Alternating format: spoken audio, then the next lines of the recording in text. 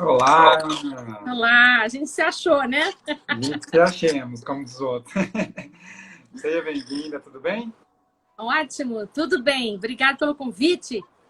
Você está Obrigado conseguindo me nós por ter... escutar bem? Eu estou te ouvindo bem. Você Tá, também? tá, estou te ouvindo super bem. Ótimo. Aproveitando, então, já que você pegou esse gancho aí, eu vou pedir para todos os nossos amigos que estiverem conectados, se vocês estiverem ouvindo algum som, algum ruído, chiado, eco, que vocês coloquem aqui embaixo, por favor, para a gente já fazer antes de dar início, tá bom?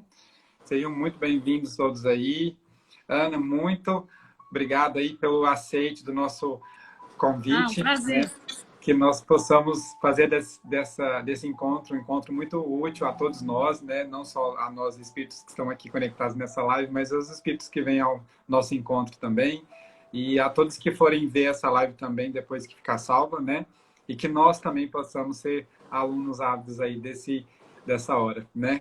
Obrigado mesmo, de coração. Então, vamos dar início à nossa live. Está todo mundo dizendo que está ouvindo bem, que bom.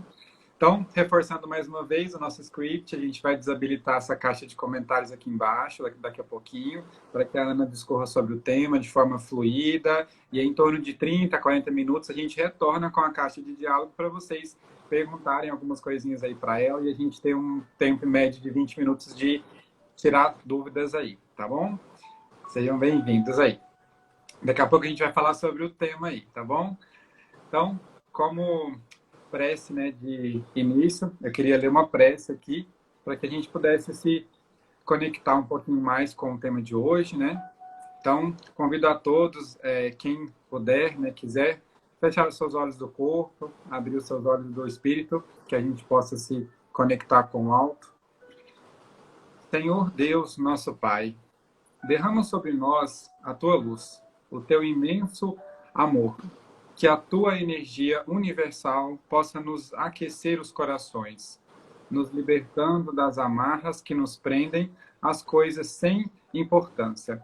Liberta-nos, Pai, dos perigos, das correntes que nos algemam às imperfeições ainda tão latentes em nós.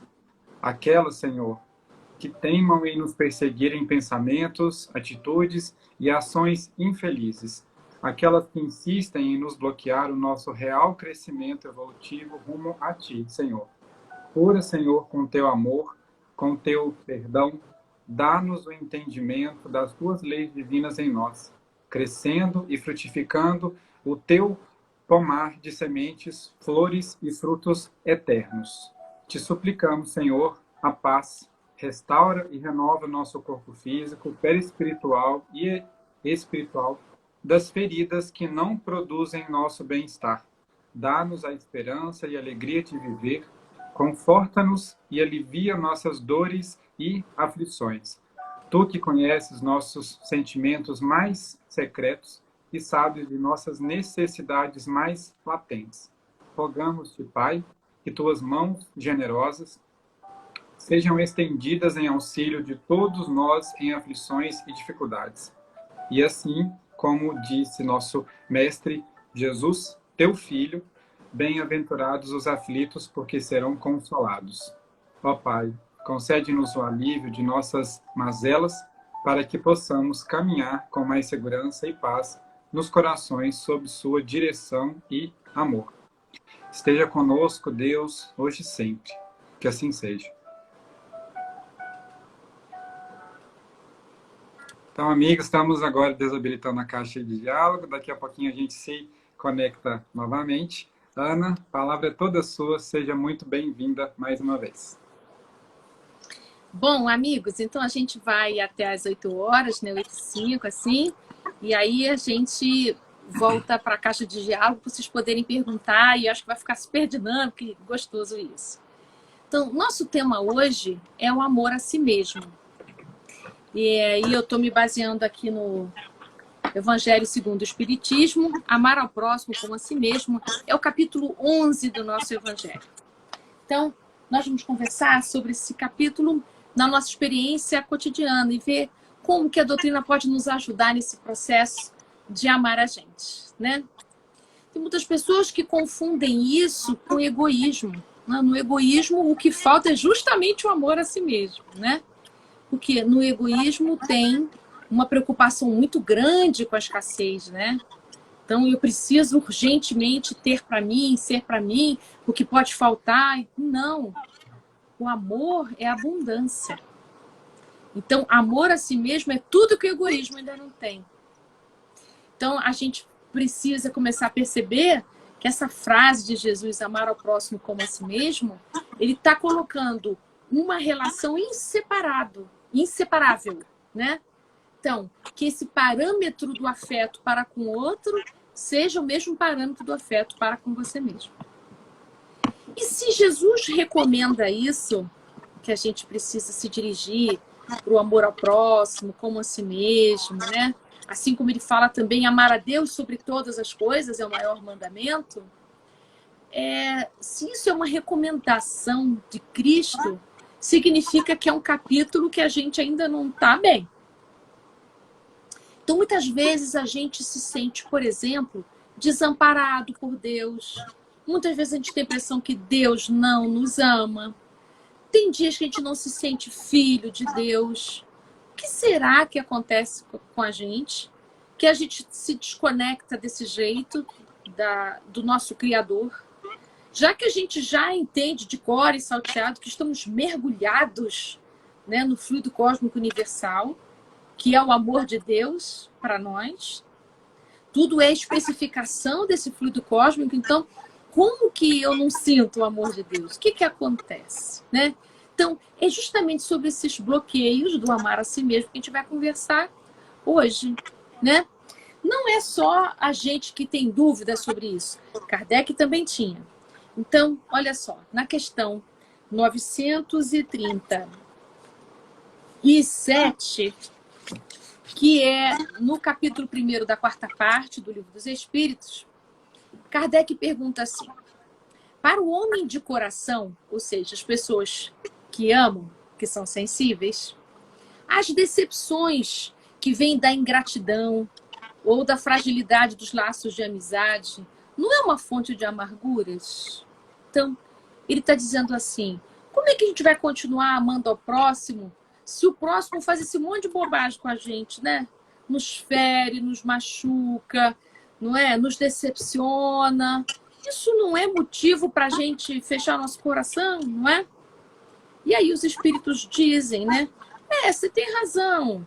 Isso é doloroso, isso é pesado, né? Mas acontece que, assim, o homem de coração precisa se sentir bem pelo bem que faz, independente de como as pessoas o tratam, né? Então, nessa seguinte pergunta, 938, Kardec diz assim: mas será que essas decepções não fazem endurecer o nosso coração?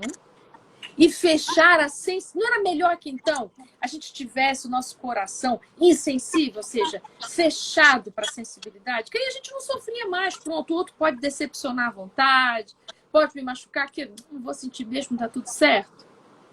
E aí os espíritos assim, mas acontece que isso é um erro, não é? Você sabe que você vai se lembrar disso para sempre, que esse fechamento também é prejuízo para você. Porque quando você se fecha para o amor, está se fechando para as alegrias da vida, para as coisas boas da vida, né? E aí Kardec ainda insiste assim: mas acontece que, mesmo sabendo disso, os machucados que as pessoas fazem no nosso coração não deixam de existir por causa disso, né? E aí os espíritos respondem: se você quiser escolher ser insensível, você está escolhendo a felicidade do egoísta. Então, olha aí a resposta mais clara sobre amor a si mesmo não tem nada a ver com egoísmo. Inclusive, é o seu contrário. O que é isso que Kardec está contando para a gente aqui? Kardec está dizendo como as nossas relações trazem muitos sofrimentos para a gente. E que aí fica difícil o trabalho de amar ao próximo assim. Como é que eu vou amar quem me fere? Como é que eu vou amar quem me decepciona? Não é?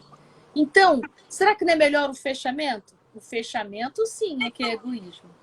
Agora, quando eu me amo, quando eu estou nesse processo de gostar de mim, que a gente pode chamar de auto-amor, amor a si mesmo, né?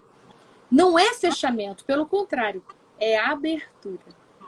Então, eu já estou querendo dizer aqui que quando a gente se abre para amar, seja o próximo ou amar a si, nós estamos correndo o risco de sermos machucados.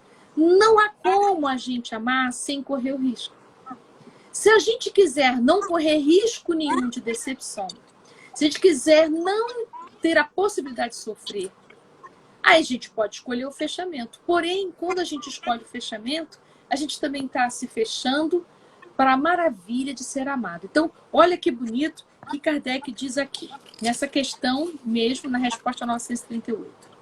A natureza deu ao homem a necessidade de amar e ser amado. Então, ele está dizendo que a gente pode até se fechar para o amor, mas nós temos muita necessidade de amar. Temos muita necessidade de nos sentir amados. Um dos maiores gozos que lhes são concedidos na Terra é o de encontrar corações que com o seu simpatizem. Dá-lhe ela, assim, as primícias da felicidade que o aguarda no mundo dos espíritos perfeitos, onde tudo é amor e benignidade. Então, se a gente acha que a gente só pode amar quando tudo estiver perfeito, que a gente só pode amar quando todas as pessoas estiverem perfeitas a ponto de não nos ferir, já passou o tempo. Porque amor é um aprendizado. A gente não nasce sabendo amar perfeitamente. A gente nasce com a centelha divina.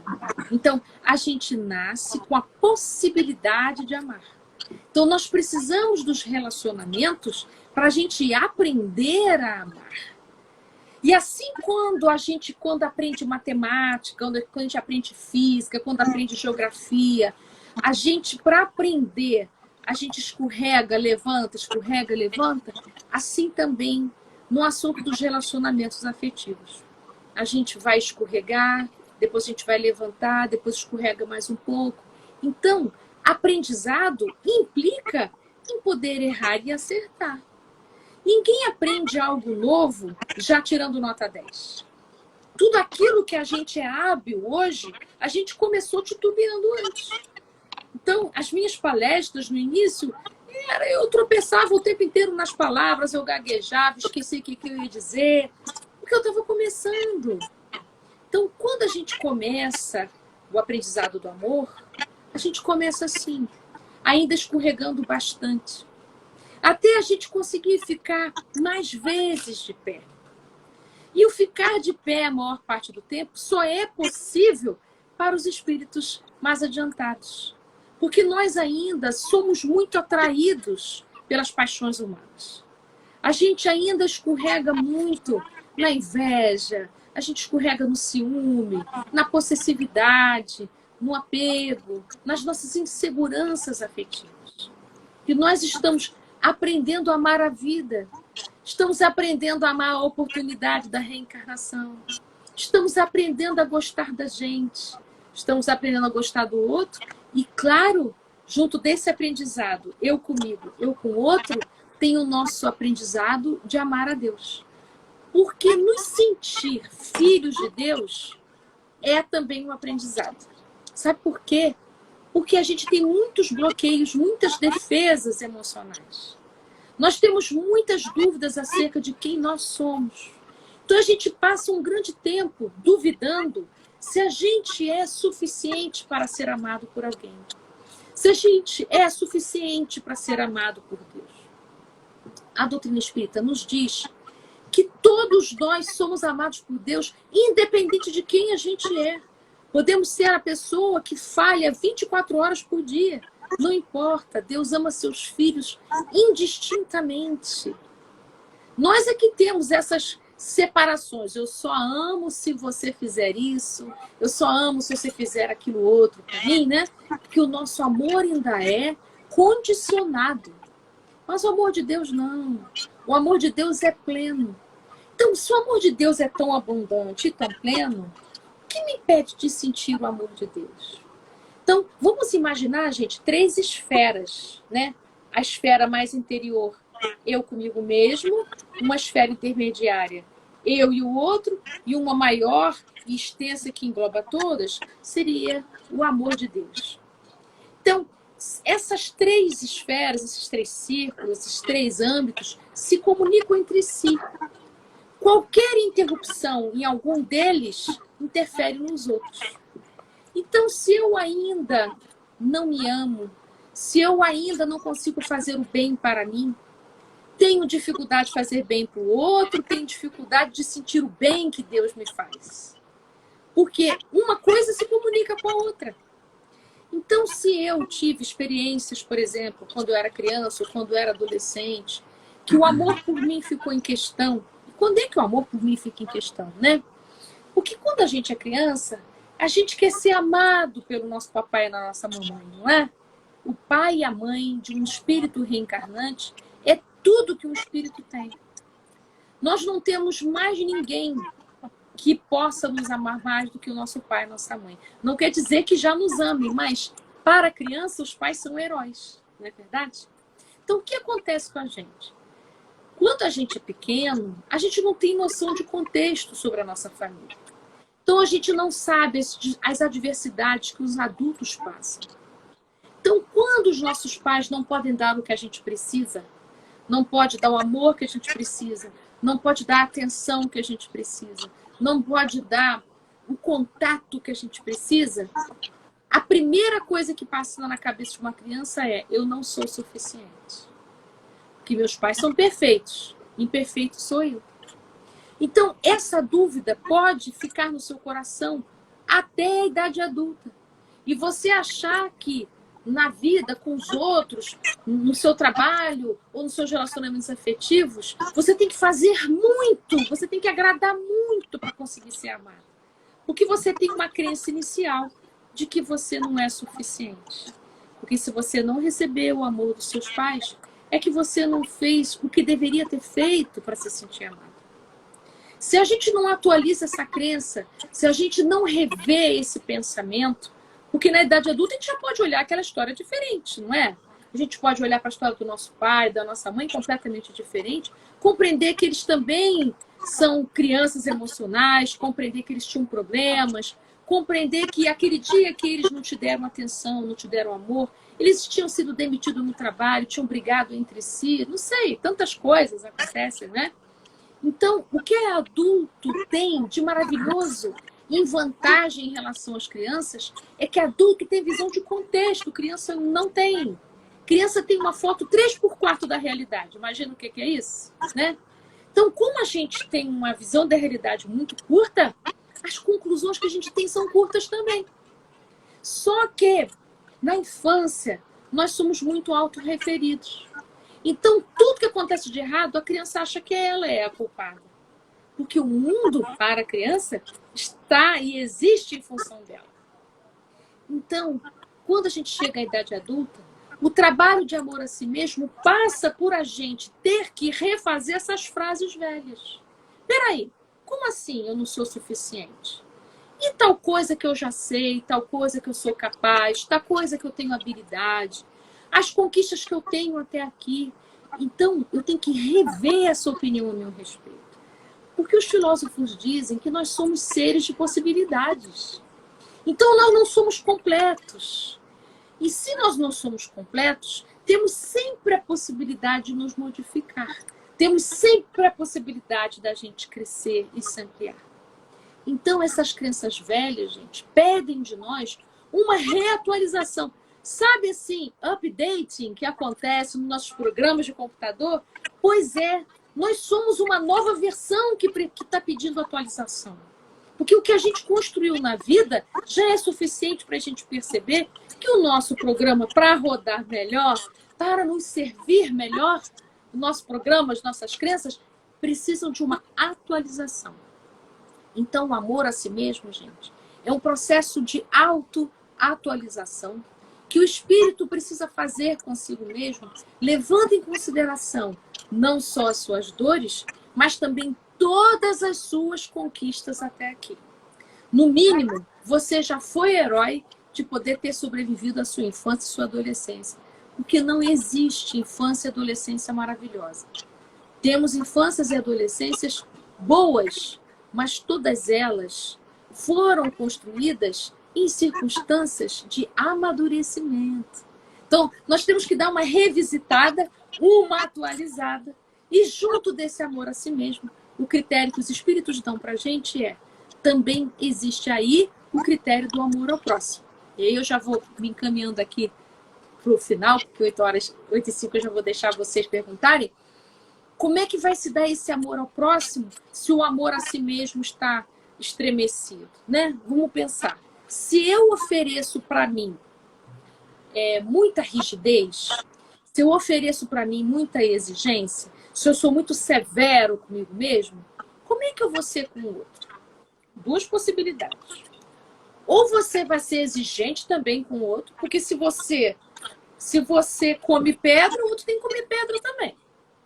Se você diz assim, poxa, como é que você pode fazer isso comigo? Eu não faço isso com você.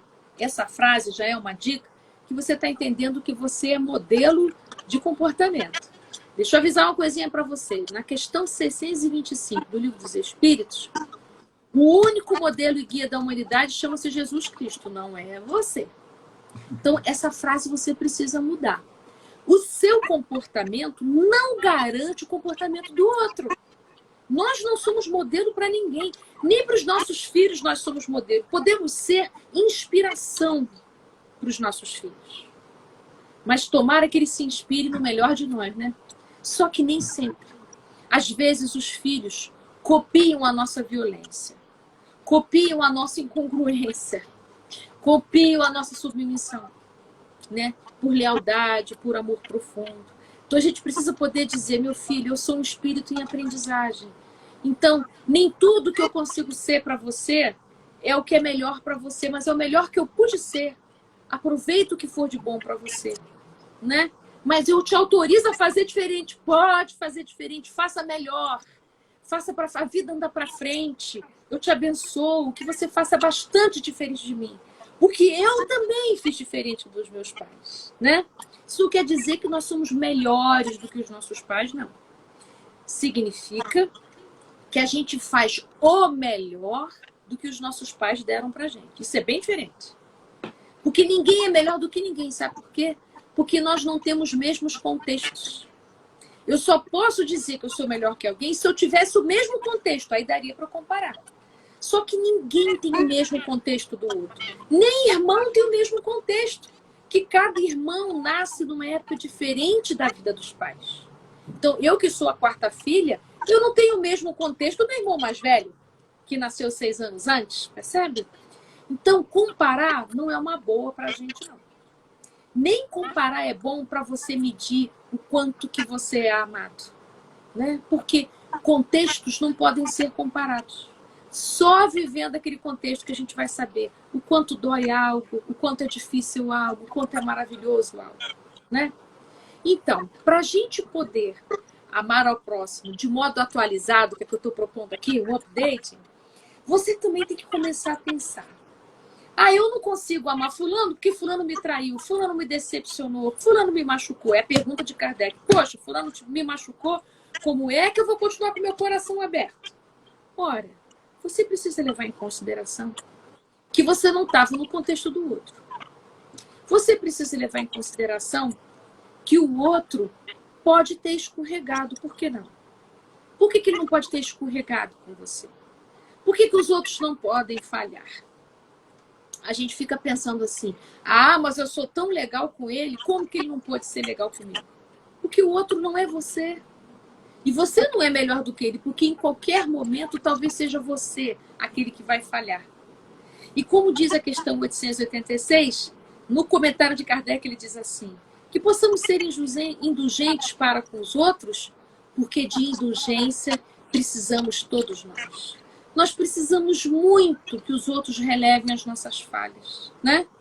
Mas para que a gente possa ter as nossas falhas relevadas, a gente precisa relevar também. Por isso que Jesus diz, bem-aventurados os misericordiosos, porque assim alcançarão a misericórdia.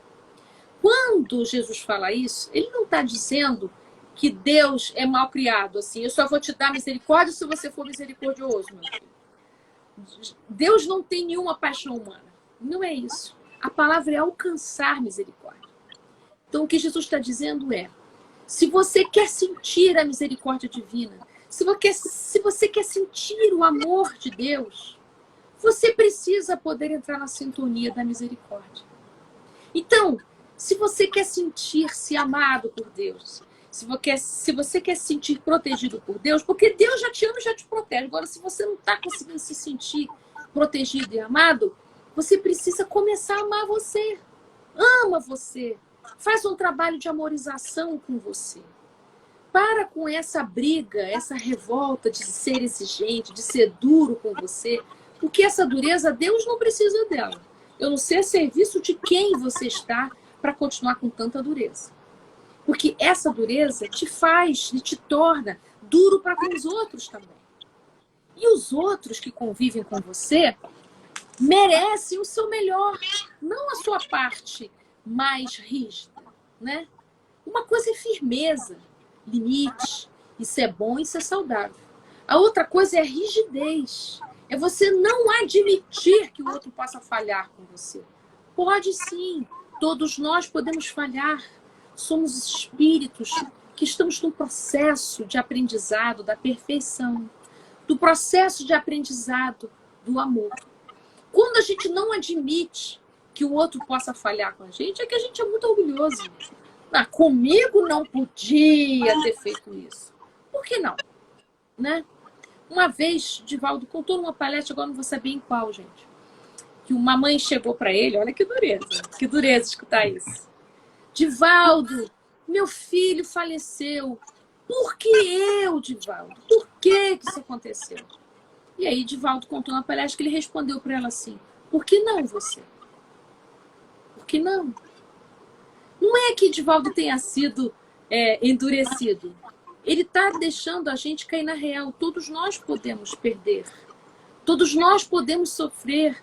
Tá aqui na Terra, você está sujeito a tudo. Nenhum de nós é especial nesse sentido. Todos nós que estamos aqui na vida corpórea, estamos sujeitos aos sofrimentos naturais desse planeta. Então a gente precisa sair desse lugar tão imaculado e infantil, de achar que porque eu sou legal, porque eu sou bacana, porque eu me esforço a beça, nada de ruim vai me acontecer. Sim, pode acontecer sim. Jesus foi preso e crucificado. Gandhi levou um tiro no peito. Não é verdade? Paulo de Tarso foi degolado. O que mais vocês querem? Então, ser perfeito não significa ser invulnerável. Isso está equivocado. O fato da gente buscar a perfeição, o fato da gente buscar o crescimento, não nos isenta dos sofrimentos naturais do mundo. Então, vamos ser traídos? Vamos. Vamos ser decepcionados? Vamos. Vamos ser feridos? Vamos. Mas que isso não nos impeça da vontade de aprender a amar e ser amado. Então, gente, são 8 horas, aí eu vou deixar agora o tempinho para as perguntas e respostas, que eu estou preocupada com o tempo. Podem perguntar à vontade para a gente continuar a nossa conversa. Eu não terminei, né? Nós vamos continuar, tá bom? E aí, meu querido, manda. Ó, temos aqui algumas colocações. Deixa eu lê-las aqui, só um minutinho. Temos uma pergunta aqui da Deusirene. Como desenvolver o amor a si mesmo quando vemos só defeitos em nós mesmos? Tem algum exercício? Ah, que fofo. Tem. Por que você está olhando só para esse lado, né? A gente tem um olhar viciado. Então, precisa poder dirigir o seu olhar para as coisas boas. Um exercício simples, né? Pede para algum amigo seu fazer uma listinha daquilo que ele observa que é bom em você. Veja se você consegue acreditar na lista dele. Peça também para o seu pai ou sua mãe ou o seu filho para fazer essa listinha, um amigo e um familiar e alguém do seu trabalho. E aí você está comparando 3 âmbitos, né? Um amigo, um familiar e alguém da sua vida profissional. Veja se essa listinha tem algo em comum. se ela te inspira a poder fazer um movimento diferente, né? Isso que acontece com você decorre daquilo que eu falei, do sentimento de insuficiência. A gente fica muito grudado nos nossos defeitos quando a gente tem certeza absoluta que a gente não foi uma criança suficiente para receber o amor dos nossos pais. Deixa eu dizer, todas as crianças são maravilhosas, são suficientes, sim. Crianças são amorosas e amáveis, sim. Se você não pôde se sentir amada pelo seu pai e pela sua mãe, você pode agradecer pelo menos pela vida que você recebeu. E quando você for dormir, te aconselho você abraçar seu travesseiro bem apertadinho e começar a contar para o travesseiro essa lista que você fez no seu trabalho, que você fez com algum familiar e com algum amigo seu. Assim você pode ir fazendo afirmações positivas a seu respeito, tá bom? Perfeito. Nosso amigo Fernando pergunta se a indulgência e misericórdia seria uma forma de amor. Nossa, que bonita essa pergunta. Com certeza, com certeza. Quando a gente age com indulgência para com o outro, quando a gente pode perceber a humanidade do outro, e deixa aqui eu acrescentar uma coisa, ter misericórdia, ter indulgência com o outro, não quer dizer que eu estou isentando o outro das consequências das ações do outro, tá? Quando eu tenho indulgência para com o outro, eu estou me desligando, eu estou desistindo de ser juiz de você. O que você fez e que me feriu, você vai ter que se haver com a lei de Deus, mas eu não vou ficar aqui fiscalizando se você vai pagar, se você não vai pagar. Eu desisto desse lugar e olho para a sua humanidade e vejo, poxa, você escorregou como eu podia ter escorregado e como talvez eu já tenha escorregado muito e já nem me lembro. Há escorregões e há feridas que a gente provoca nas pessoas que a gente nem tem noção que feriu. Então, sejamos indulgentes e misericordiosos. Sim, isso é amor. E que amor, né? Não é? Nossa amiga Cleide, ela comentou algo que eu acho que você poderia dissertar sobre, que ela falou assim, gostaria muito de amorizar-me e amar minha mãe, que já está com 88 anos, e eu não consigo. Eu acho que vai muito ao encontro do que você disse, né? Nem que seja gratidão pela vida que ela te deu, né? Acho que você pode falar um pouquinho mais sobre isso. Posso. Você está precisando olhar para sua mãe para além da mãe que ela é sua. Você precisa olhar uma mulher que existe ali. Um ser humano que existe ali. Ela não é só sua mãe. Você está presa em uma face só da sua mãe. Além de sua mãe, ela é um ser humano, ela é um espírito em crescimento. Falível, com muitas marcas da infância dela também. Então, se você puder olhar para ela, isso é indulgência.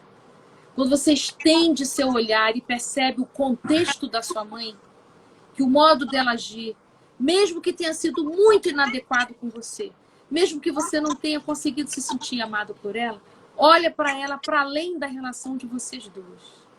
Isso não quer dizer que você não tem dor no seu coração, mas isso te ajuda a sair de um lugar de juiz da sua mãe. E aí você vai poder curar das feridas que estão no seu coração, que não é mais a sua mãe que vai resolver isso. Você vai poder olhar para os seus cantinhos, os cantinhos da sua alma que estão precisando da sua atenção, do seu carinho e do seu cuidado. E aí vai um pouquinho ao encontro do que você disse também, que coincidentemente nosso grupo de jovens, que foi às 6 horas agora, a gente falou exatamente sobre esse tema, e a gente falou muito sobre os pais deram para a gente, o que eles conseguiram nos dar do que deram para eles. Eu acho que a gente precisa de começar a olhar eles um pouco mais assim, porque nós vamos ser pais e vamos dar para os filhos o que os nossos pais nos deram, né? A Genésia, ela comentou uma coisa que eu queria que você comentasse mais uma vez também, porque foi uma dúvida minha. Ela comentou aqui que tem muita gente que comenta, né, de hoje em diante irei me dar mais, olhar-me com olhos mais de amor, amar a mim mesmo. E aí outros dizem sim, nossa, como você é egoísta, só pensa em si. Ela pediu, né, e eu também queria que você comentasse mais sobre isso, que eu acho que é uma dúvida de muita gente, né? Amar a si mesmo não é o mesmo que ser egoísta. Eu acho que são coisas diferentes, mas eu acho que a gente está com certa dúvida de entender. Olha só, No egoísmo, eu quero só para mim. Eu não tenho nada a ver com você. E nem me ocupo de te ajudar, e nem me ocupo de olhar para você. Por que que egoísmo é diferente de amor a si mesmo? Porque o amor, quando o amor chega, quando a gente deixa o amor fluir, quando a gente começa a gostar da gente, é inevitável a gente espalhar esse amor. Quando a gente se sente amado por nós, a gente tem uma alegria que a gente contagia as pessoas. Vocês já viram algum egoísta contagiar alguém? Não tem possibilidade. No egoísmo, eu estou na escassez, eu estou na falta. No egoísmo, eu fico contando moeda de amor, porque vai faltar para mim. Então, eu não quero nem que você veja as moedas que eu tenho aqui no cantinho. Porque você pode levar. Agora, no amor, não. Quanto mais a gente dá, mais tem. Quanto mais a gente distribui, mais a gente se engrandece, né? Quanto mais a gente percebe que o outro aproveita o que a gente dá, mais feliz a gente fica. Então, por exemplo, quando eu faço uma live dessa aqui, e as pessoas dizem assim, nossa, o que você falou me ajudou a entender tal coisa na minha vida. Gente, isso me dá uma alegria enorme. Então, assim, quando eu dei algo que para mim é caro, para mim é bom, e isso eu compartilho com o outro, e o outro ainda multiplica, isso volta para mim, entende? E me nutre novamente. Então, no amor a si mesmo, a gente entra numa corrente que se retroalimenta do amor ao outro e amor a Deus. É um fluxo maravilhoso que a gente entra. No egoísmo existe uma retração. No amor a si mesmo não é retração. No egoísmo tem retração energética, retração corporal, retração de fala, retração de pensamento. É retração, é fechamento, é defesa. Amor a si mesmo não é defesa. Pelo contrário, amor a si mesmo é trabalho, é ação, é movimento, é partilha. No amor a si mesmo, eu olho para mim, olho para o melhor de mim e sou grato por isso. E cuido disso. Passo a ser cuidadoso, passo a ser mais sensível. Quando isso está acontecendo, nossa, gente, o universo todo fica feliz. E no Livro dos Espíritos, os espíritos protetores contam que ficam muito felizes quando a gente consegue fazer isso. Então, que venha mais amor a si mesmo. Vou dizer em que questão que isso está. Está na questão 486. Os espíritos se interessam pela nossa prosperidade? Olha só que coisa linda. Sim, claro que sim. Os bons espíritos fazem todo o bem que lhes é possível e se sentem ditosos com as vossas alegrias. Então, os nossos espíritos protetores nos ajudam a multiplicar essas bênçãos que a gente começa a oferecer para si. Tem uma frase que o nosso professor César Reis fez uma live com a gente nesses dias que eu achei muito bela e fala muito sobre isso, que ela é bem curta, mas ela é muito forte.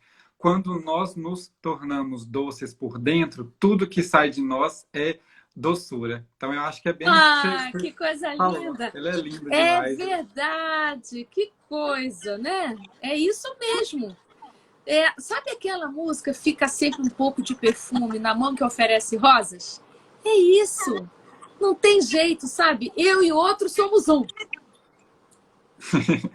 É lindo.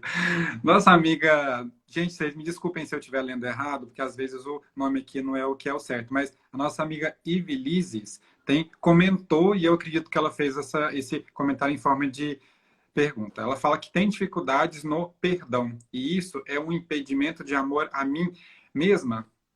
Com certeza.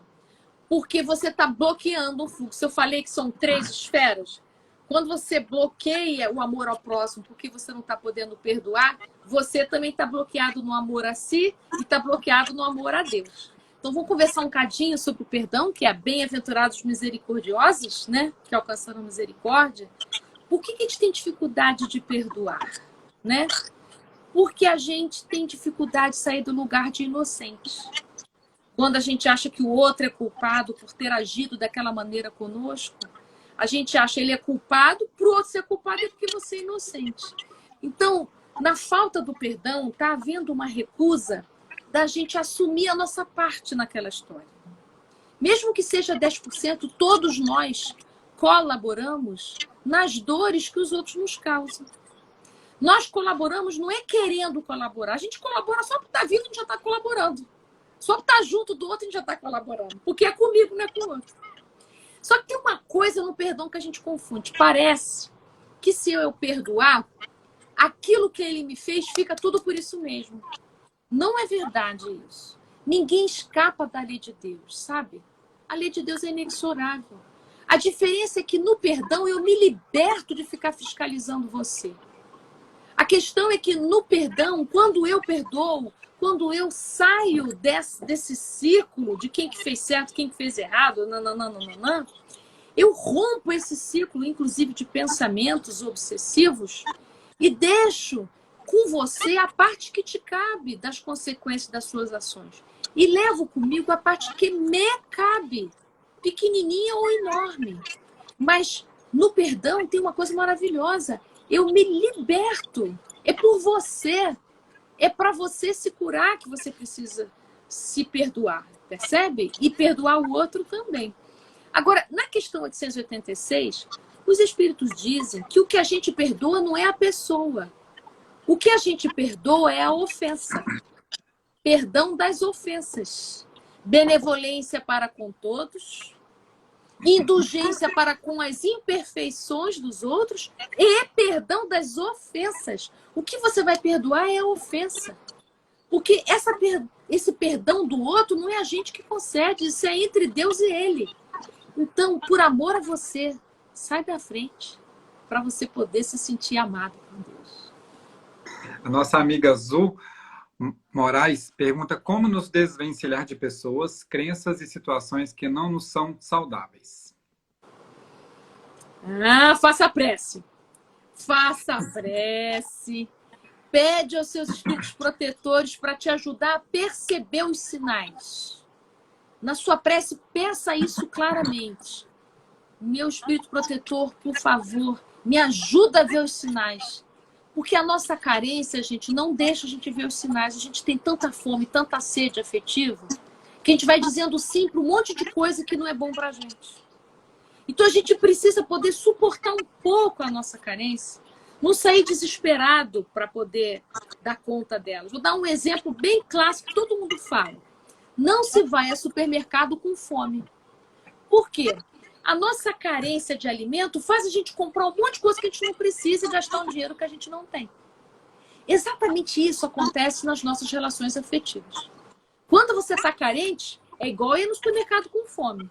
Você vai para o mundo com fome, você aceita tudo que vem e perde o seu critério de saúde, aquilo que te faz bem. Então, o que você vai pedir à espiritualidade superior? Me ajuda a ver. Me ajuda a identificar os sinais. Eu quero ver, eu quero perceber, eu quero ficar mais atento. E faça isso. Os espíritos não fazem no seu lugar, mas fique você atento. Que tal você escrever numa folhinha o que é que te faz bem e o que é que não faz? Você vai fazer dieta do quê? Quando a gente é diabético, a gente faz dieta de glicose. Então, quando a gente está num estado assim, emocional, você vai fazer dieta do quê? Exatamente. O Fernando pergunta, o sentimento de dó por alguém pode ser comparado com amor pelo outro? Não. Não. Quando você está com dó de alguém, você está em peninha do outro, você está olhando só para a fragilidade dele. Você está com uma distorção de percepção. Todos nós temos a nossa fragilidade e a nossa força. Todos nós temos uma grandeza para expressar. Somos espíritos milenários, gente. A gente não é beabá mais, não. Então, a gente tem muita força dentro da gente. Pode ser que eu não esteja encontrando condições de manifestar minha força. Pode ser que eu ache que só expressando fragilidade eu vou receber afeto dos outros. Pode ser que esteja acontecendo isso. Então, quando eu estou olhando para o outro, só olhando a fragilidade, eu fico com peninha, eu não creio que ele é capaz de se reerguer. Então, com isso, eu estabeleço com ele uma relação de dependência, o que não é bom para ele, nem para você. Então, quando você estiver diante do outro e está sentindo muita dó, faça o favor de melhorar o seu olhar. Para você começar a olhar a grandeza, a força do outro. melhora a sua percepção. Que seja até para lembrar ele, que pode estar esquecido, da força que ele tem. Em algumas conversas com amigos psicólogos, Ana, eles comentam muito falando sobre essa dor, que é um sentimento de superioridade ao outro, né? Eu acho que seria legal, porque a gente não se vê assim, né? A gente se sente com a dor, né, com pena, mas racionalmente a gente não entende. Mas depois que a gente vai fazer um estudo de como que a gente se sente com relação ao outro, é isso mesmo, né? A gente sente que o outro não dá conta e a gente precisa de ir até ele, né? Isso, exatamente. Isso é superioridade. Achar que o outro não tem força é achar que você tem mais do que ele. É. Por isso que algumas pessoas falam assim, eu não quero que sintam pena de mim, porque realmente é isso, que é horrível. os outros vejam que eu dê conta, né? Isso. Você sabe que as pessoas que foram super protegidas na infância não se sentem amadas por isso. Porque qual é a mensagem subliminar da superproteção? É você não é capaz. Exatamente. E os pais não entendem isso. Poxa, mas eu fiz tudo por ele. Pô, é exatamente isso. Se você fez tudo por ele, você não acreditou que ele era capaz de fazer por si. Então, ajudar não é salvar por isso. E salvar não ajuda. Salvar não é bom para nenhum de nós. Nossa querida amiga Maiara, que faz um trabalho belíssimo lá com a FEB aqui, fazendo perguntas aqui, ela fala como amar a si mesmo e renunciar. Ainda tenho dificuldades em entender renúncia. Eu também, Maiara, faço da sua dúvida a minha. Mas me explica um pouco melhor. Renunciar ao quê? Aquele que eu amo? Amar é renunciar ao quê? Vamos ver aqui que ela coloca aqui mais abaixo.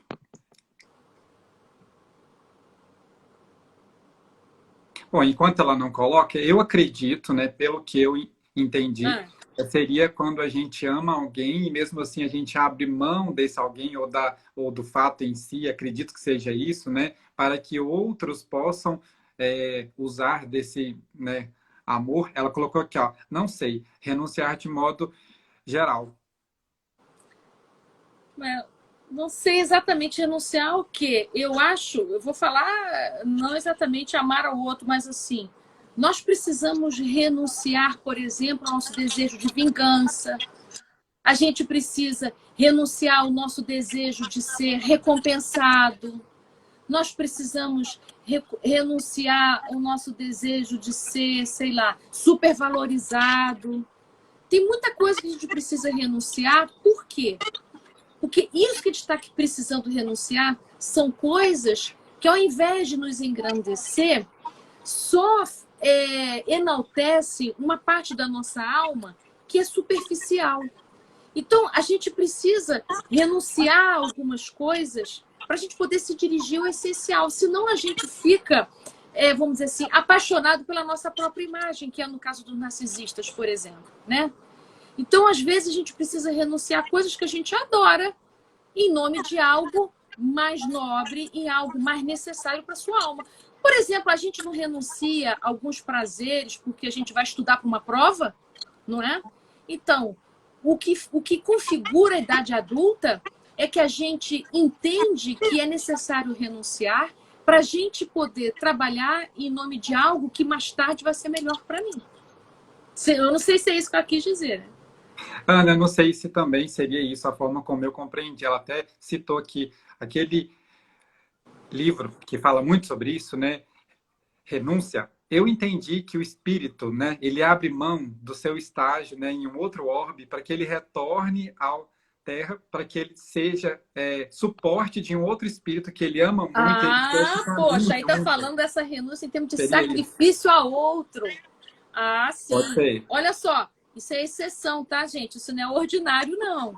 Esse espírito dessa história do livro Renúncia é alguém com um grau evolutivo importante, bem diferente do nosso, que renuncia a ir para esferas mais altas para poder cuidar de um ente querido que está numa esfera menor.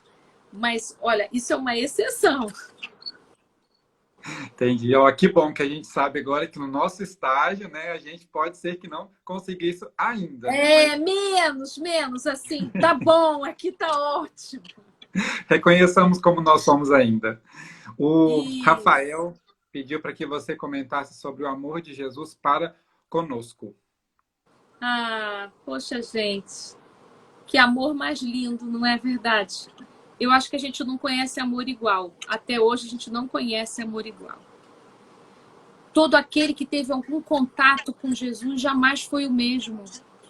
É uma grandeza simples o amor de Jesus, né? Imagina a gente se encontrar com aquela pureza do olhar, né? Porque Jesus era puro, não era ingênuo. A pureza quer dizer sem julgamento. Esse é o amor de Jesus. Da gente poder se sentir amado, aceito, acolhido, tal como a gente é. Imagina a gente ser olhado por Jesus e Jesus dizer assim: você não precisa ser nada mais do que você é, tá bom assim do jeito que você é. Mas queira crescer, queira ser melhor. Mas como você é, eu já amo. Não é bom demais isso? Então, assim, o amor de Jesus é aquele amor que é de total concordância de como a gente é. O dia que a gente conseguir amar a si mesmo desse jeito como Jesus nos amou, a gente já está, nossa, muito felizes. Exatamente. E eu acho que quando a gente fala sobre isso, estamos querendo dizer totalmente amor a nós mesmos, né? Quando a gente se renuncia, ou pelo menos quando a gente abre mão de querer que o outro faça como a gente queria que ele fizesse, pensasse como a gente pensa, fizesse tudo como a gente gostaria de que fosse feito, a gente começa a se amar um pouco mais. É como você disse, quando a gente começa a se permitir, a gente começa a permitir os outros que eles sejam quem eles são, amem da forma como eles amam, sejam exatamente, estejam na fase em que eles estão. E a gente se sente mais leve porque a gente não carrega o peso dos outros, porque a gente se ama e a gente doa amor para os outros, né? Nosso amigo Júlio Dário, que faz parte de um estudo nosso também, não sei se ele está aí, ele fez uma prece para a gente um dia, porque a gente divide as preces, todo dia alguém faz uma, e ele falou muito isso. A gente só dá o que a gente tem. E o que, que a gente tem dentro de nós? Tem gente querendo dar suporte ao outro, mesmo sem dar suporte a si mesmo. É meio difícil, né, Ana? Aí começa a faltar. Aí, quando a gente dá o que está faltando para a gente, sabe o que acontece? A gente fica com raiva quando o outro não usa direito. Vamos imaginar, eu dei para o outro um casaco que é o único casaco que eu tenho que eu sinto frio. Aí eu dou o casaco, fico morrendo de frio. Aí eu fico fiscalizando se ele usa o casaco direito. Porque como eu dei o que me falta, o que eu não consegui dar para mim, eu quero que o outro use e receba aquilo do jeito que eu estabeleço. Agora, ao contrário, se eu consigo dar para mim e me disponho a dar para o outro de modo livre, eu deixo de ser fiscal e o outro pode fazer o que quiser com o que eu dou para ele. É muito mais leve isso. Eu acho que o nosso amigo Alexandre comentou uma coisa aqui que, assim, mesmo que não tenha diretamente ligação ao tema, porque a gente vai falar com amor ao próximo, mas eu acho que vem muito ao encontro do que é ser espírita. Ele falou que, perguntou, pode ter um amor entre dois seres que nunca se viram pessoalmente, namora uma garota há um ano, só que ela mora fora e eles nunca se viram. E eu acho que isso é realmente o que é ser espírita, né? Hoje em dia, saber que os espíritos não têm limitações, né? Eu acho que você pode falar brevemente para a gente sobre isso, porque eu acho que é uma Olha, coisa que é difícil de eu, não, compreender. eu sei que existe um filme, eu nunca te vi, sempre te amei, mas eu não sei se isso é possível, você amar quem você ainda não se encontrou. Você deve ter se encontrado virtualmente, eu estou entendendo que é isso, né? Nunca Sim, encontrou presencialmente, mas já se sim. viu, já se escutou, né? Olha, é possível que seja um encontro de outra vida, isso é possível, mas cuidado com as idealizações, viu? No meio virtual a gente é maravilhoso, né? Não aparece nem, a gente não sente nem o hálito do outro, não vê a remela do outro, né? A gente não se encontra com nada que é chato do outro. Então, cuidado com as idealizações. Eu não tenho como afirmar isso que você está me perguntando. Cada caso é um caso. É possível que sim. Exatamente.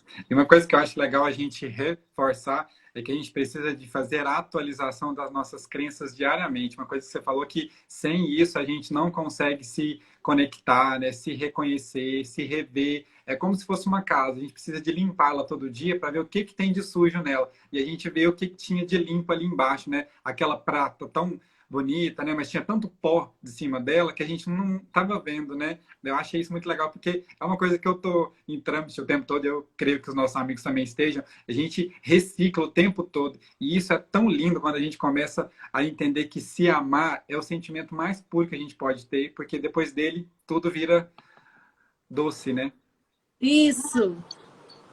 A Ibiana falou que é possível amar quando se briga o tempo todo e as ideias são incompatíveis.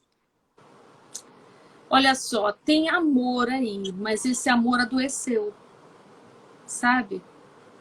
Quando eu só consigo te tocar através da briga, quando eu só consigo te tocar através da desavença, a nossa comunicação adoeceu, o nosso amor está doente, está precisando de tratamento. Porque o amor, gente, ele é leve, é sereno, ele multiplica, ele nos torna doces, ele nos torna felizes. E eu acredito que vocês se comunicando só através da agressividade não estejam deixando o melhor de vocês vir à luz. Então, tudo aquilo que adoece precisa de cura, né? Eu aconselho que vocês precisam se dedicar a curar esse amor que ainda há em vocês. E como última colocação de hoje, infelizmente, né, o tema está muito bom, mas a gente tem um máximo de uma hora. A Carla, Amor é muito bom, né? né? A Carla comentou aqui que ela está em um trâmite de divórcio e que ela se sente muito magoada. Como fazer para perdoar? Eu creio que ela quis dizer a ele e a ela mesma, né? Olha, eu acho que uma maneira de você poder começar a melhorar isso é você se lembrar de quando você começou a amar essa pessoa. Lembra lá do começo. O que que você via nessa pessoa? O que que você via em você? Se lembra que você fez uma escolha amorosa. Vocês estão num capítulo difícil do livro. Mas o livro não é feito só desse capítulo do divórcio. Teve o capítulo do namoro, teve o capítulo do casamento, teve o capítulo da convivência, teve o capítulo das viagens, né? Quando a gente está vivendo uma coisa ruim, a gente tende a recortar toda a história e ficar só com um pedacinho. Isso é só um capítulo do livro de vocês. Então lembra que se você está sofrendo, ele também está. Mesmo que ele não esteja te contando que ele está sofrendo. Mas todos nós sofremos, pelo menos um bom tempo, quando o casamento não continua. Porque a gente, quando casou, queria que fosse muito mais tempo do que durou. Mas é importante a gente poder dizer assim, olha, eu dei o meu melhor enquanto a gente esteve junto. A partir de agora, já não dá mais para o meu melhor vir. Então é justo que você siga seu caminho. E eu sigo o meu caminho em paz, né? O que aconteceu entre nós dois foi tão grande, tão bonito, a ponto da gente escolher ficar juntos. Mas em nome dessa história bonita, a gente agora precisa se separar e prosseguir para plantar outras coisas daqui para frente, né? Isso é um começo, né? Isso é um começo.